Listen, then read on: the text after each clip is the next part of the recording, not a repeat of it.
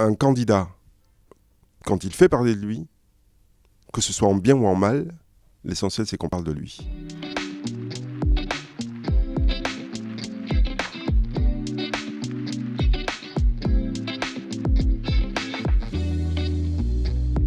Alors la couverture médiatique, elle est primordiale. C'est pour ça que les candidats jouent en général de leur influence médiatique. Ils cherchent, les candidats, en général, à influencer les médias, évidemment dans leur sens. Donc effectivement, nous, médias au milieu, on essaye, et c'est compliqué, à la fois d'être informatif et en même temps de rapporter des faits, tout en étant quelque part manipulé. Les équipes de campagne cherchent à tout prix à faire parler de leur candidat, ce qui est une évidence. Et ça, c'est la grande différence qu'il y a avec ce qui se produisait il y a quelques années encore, où c'était plus sur les programmes, sur l'offre électorale que le dit candidat faisait entre guillemets le buzz. On ne parlait même pas de buzz à l'époque. Mais c'est comme ça que ça se passait. Tout l'intérêt pour les journalistes, et donc pour les lecteurs quand c'est de la presse écrite, les auditeurs quand c'est de la radio ou les téléspectateurs quand c'est la télé, tout l'intérêt est d'avoir les forces en présence, le pourquoi du comment, et puis s'intéresser au fond de l'affaire, entre guillemets, électorale.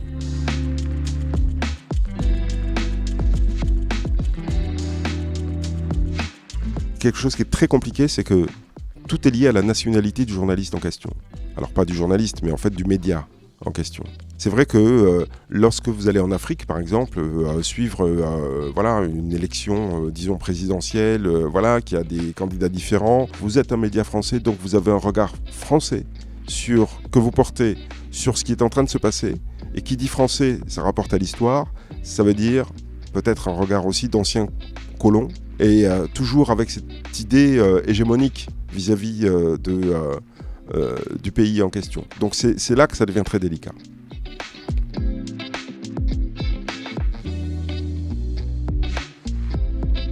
La plupart du temps, ils ignorent comment on travaille. Ils ignorent quelles sont nos préoccupations. Ils ignorent pourquoi on décide de traiter tel ou tel sujet. Ils ignorent pourquoi ils s'intéresseraient bizarrement à tel et tel sujet qui peut-être les dérangerait.